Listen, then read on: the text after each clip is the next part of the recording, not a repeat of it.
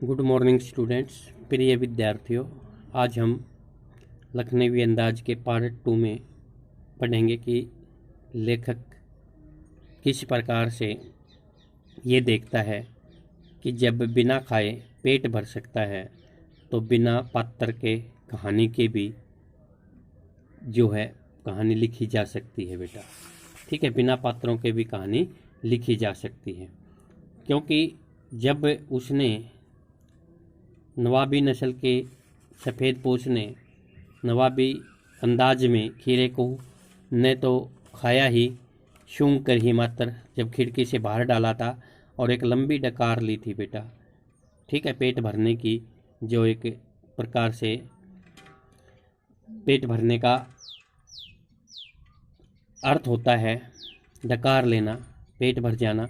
और वो उसने किया तो लेखक ने ये अनुमान लगाया था कि अवश्य ही बिना पात्र के भी कहानी लिखी जा सकती है।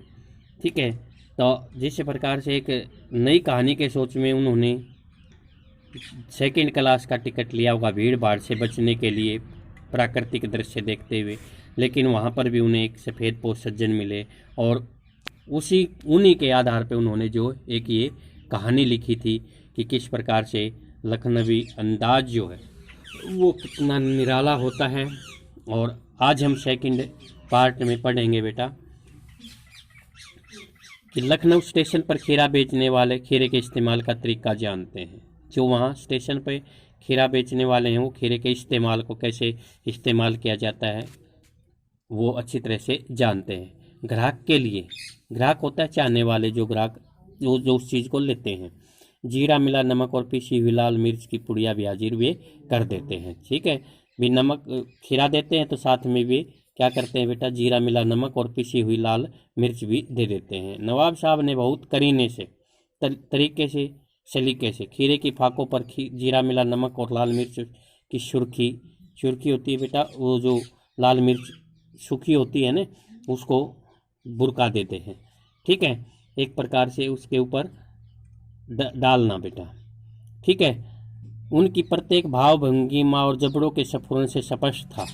उनकी प्रत्येक भाव भंगिमा जो वे प्रकट कर रहे थे, अपने क्रियाकलाप जो थे बेटा वो दिखा रहे थे, और जबड़ों के स्फुरन होता है बेटा एक प्रकार से उसको दबाना।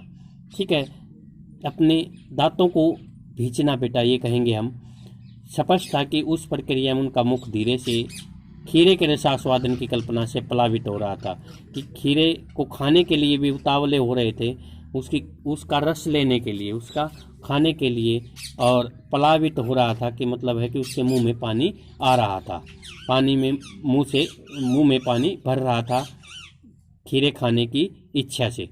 हम कनखियों से देख करके, कनखियाँ अभी पहले भी बताया था बेटा मैंने, आंखों के किनारे से देखना, तिरछी नज़र से देखना, देखकर सोच रहे थे मियाँ रईस बनते हैं, रईस बड़े खानदान के बेटा, लेकिन लोगों की नज़रों से बच सकने के ख्याल में अपनी असलियत पर उतर आए हैं। अर्थात लोगों की नज़रों से बच सकने के ख्याल में अपनी जो वास्तविकता है उसको वो प्रकट कर रहे हैं, दिखा रहे हैं। नवाब साहब ने फिर एक बार हमारी ओर देख लिया, फिर उन्होंने एक बार फिर देखा नवाब साहब ने लेखक की तरफ। वल्लाह शौक फरमाइए। ठीक है, वल्लाह का मतलब खुदा कसम, शौक फरमाइए, लखनऊ का बालम खीरा है, अर्थात लखनऊ का जो असली खीरा है, बढ़िया स्वादिष्ट खीरा है, वो खीरा है, आप खा लीजिए। नमक मिर्च छिड़क दिए जाने से ताज़े खीरे की पनियाती रसीली जो फांके थी बेटा, वो देखकर लेखक के मुंह में भी पानी जरूर आ रहा था, लेकिन वो इनकार कर चुके थे। आत्मसम्मान के लिए वे इनकार कर चुके थे। तो ये कहा आगे अगली लाइन में दिखाया है बेटा, आत्मसम्मान निभाना ही उचित समझा। ठीक है, आत्मसम्मान में क्या किया बेटा, उन्होंने मना कर दिया, इनकार कर दिया, उत्तर दिया शुक्रिया, इस वक्त तलब महसूस नहीं हो रही है, मेरी इच्छा नहीं हो रही है। ठीक है, खाने की इच्छा नहीं हो रही है। मैदा भी जरा कमज़ोर है, मैदा माने होता बेटा पेट, पेट भी कमज़ोर है। किबला शौक फरमाई कि आप ही खा लीजिए, अर्थात आत्मसम्मान को निभाने के लिए। हालांकि ताज़े खीरे को देखकर उसके मुंह में भी पानी आ गया था, लेखक के मुंह में भी, लेकिन वह मना कर दिया उसने भी।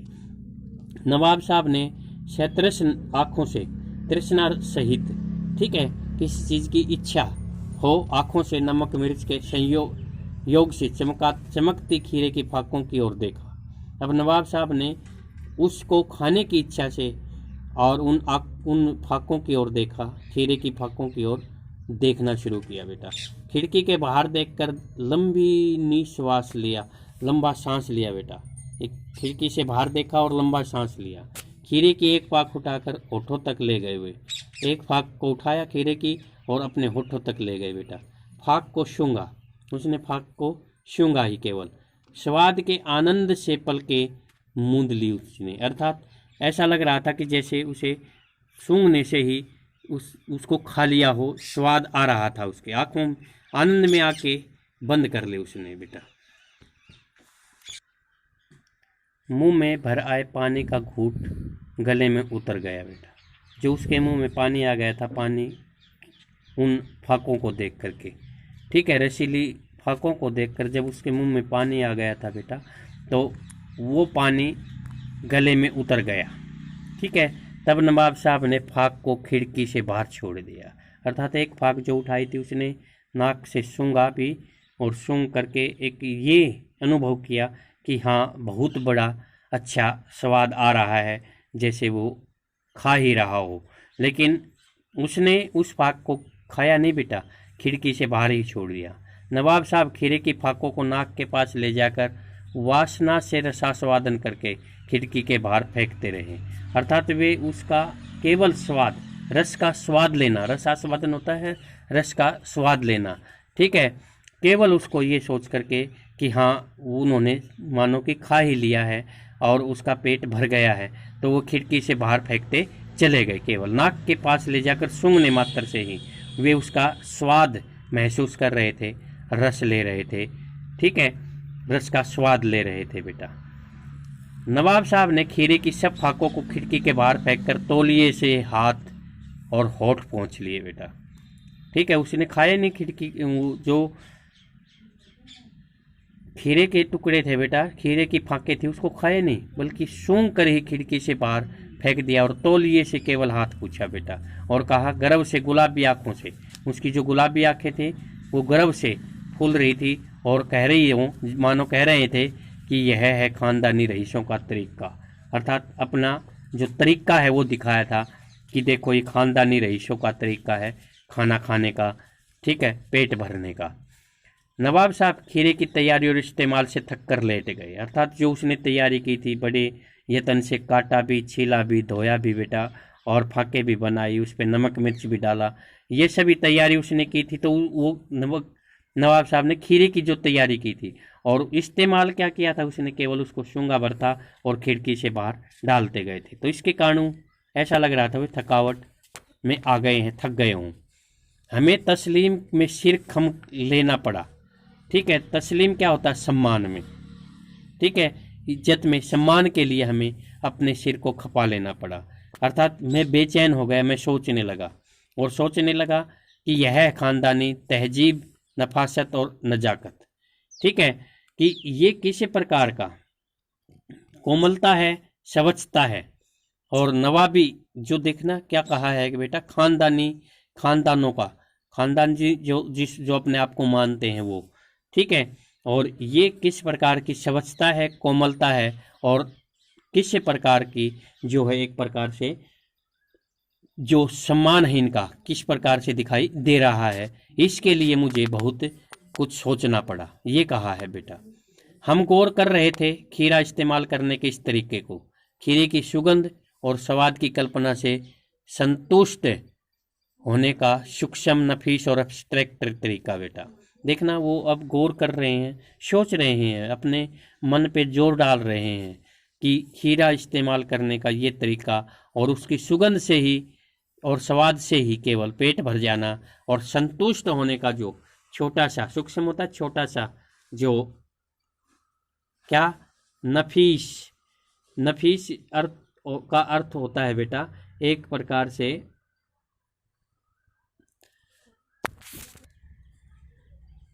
नफीस बढ़िया होता है बेटा, छोटा बढ़िया, और एब्स्ट्रैक्ट, एब्स्ट्रैक्ट होता है बेटा जो अमूर्त रूप में अच्छा लगे वो तरीका जरूर कहा जा सकता है।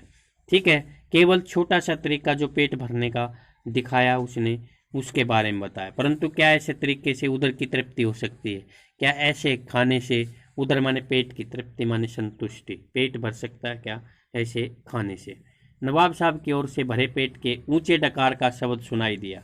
अब उसने वो शब्द भी दिया बेटा, डकार जो पेट भरने पर आता है, वो भी एक सुनाई दिया लेखक को। और नवाब साहब ने हमारी ओर देखकर कह दिया।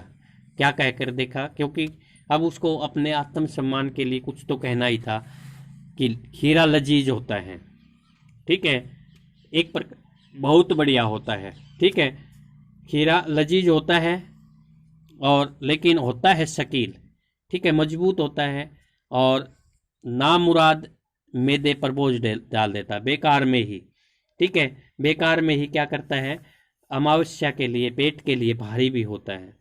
भरे पेट जैसी जो डकार लेते हुए कहा था कि खीरा भले ही स्वादिष्ट होता हो, ठीक है, खीरा लजीज होता है लेकिन होता है शकील, लेकिन स्वादिष्ट होता है, लेकिन ये किसके लिए बेटा? पेट के लिए भारी भी होता है, बोझ भी डाल देता है, अनावश्यक बोझ डाल देता, भारी होता है। और फिर क्या कहा नवाब साहब ने, उसने जब ये बताया कि भाई नवाब साहब ने हमारी ओर देखकर जो कहा था कि खीरा स्वादिष्ट तो होता है लेकिन जो मैदे पर या पेट पर जो है नाजायज जो है दबाव डाल देता, भारी होता है। अब ज्ञान चक्षु खुल गए। लेखक की जो सोचने की शक्ति थी बेटा, ताकत, ज्ञान, बुद्धि, चक्षु माने बुद्धि रूपी जो नेत्र थे, सोचने की जो शक्ति थी वो जाग गई बेटा। पहचाना ये है नई कहानी के लेखक, और लेखक ने उस नई कहानी का लेखक जान लिया, उसे पहचान लिया। ठीक है, यही नई कहानी का ये उचित पात्र है, ये सोच लिया उसने। खीरे की सुगंध और स्वाद की कल्पना से पेट भर जाने का डकार आ सकता है तो बिना विचार, घटना और पात्रों के लेखक की इच्छा मात्र से ही क्या हो सकता है, नई कहानी क्यों नहीं बन सकती। अर्थात उसने ये बता दिया कि जब बिना खाए, देखना, वे सोचने लगे कि खीरे की जो सुगंध है और स्वाद की कल्पना से ही जब क्या भर सकता है बेटा, पेट भर जाने की का डकार आ सकता है तो बिना विचार, घटना और पात्रों के भी नई कहानी क्यों नहीं बन सकती। क्योंकि अब आज जो जिस नई कहानी के लिए उसने उस डिब्बे में बैठने का प्रयत्न किया था वह अब कामयाब हो गया था, और उसने उसी को एक पात्र के रूप में प्रस्तुत करके ये कहानी लिखी है कि जो सामंती वर्ग है, नवाबी अंदाज है जो लोगों के, वो किस प्रकार से दिखावा करते हैं, और एक उस चीज़ के ऊपर उन्होंने कटाक्ष किया है, व्यंग्य किया है कि बिना विचार, घटना और पात्रों के भी कहानी लिखी जा सकती है। केवल इसको एक लिखा जा सकता है, पढ़ा जा सकता है, लेकिन वास्तव में इनके बिना तो किसी कहानी, जिस प्रकार बिना खाए पेट नहीं भर सकता, उसी प्रकार बिना विचार, घटना और पात्रों के भी कहानी नहीं लिखी जा सकती बेटा। ये एक प्रकार से जो यशपाल लेखक है बेटा, उसने ये दर्शा दिया है कि केवल हम सोचने मात्र से ही, क्योंकि सोचने मात्र से ही उस चीज़ की पूर्ति नहीं हो सकती बेटा। ठीक है, क्योंकि बिना खाए पेट कैसे भर सकता है? जैसे नवाबी ने ये दर्शाया है, नवाब ने ये दर्शाया था कि सूंघने मात्र से ये एक डकार ले ली थी, और वो भी खीरे जैसी सामान्य वस्तु को केवल सूंघने से ही। तो इसी प्रकार से उसने केवल मात्र सोचा था कि ऐसे कहानी बन सकती है, क्यों नहीं बन सकती, जब बिना स्वाद और कल्पना से पेट भर जाने पेट भर जाने का डकार आ सकती है तो बिना विचार, घटना और पात्रों के लेखक की इच्छा है कि नई कहानी भी क्यों नहीं बन सकती बेटा। ठीक है बेटा, थैंक यू। ओके बेटा।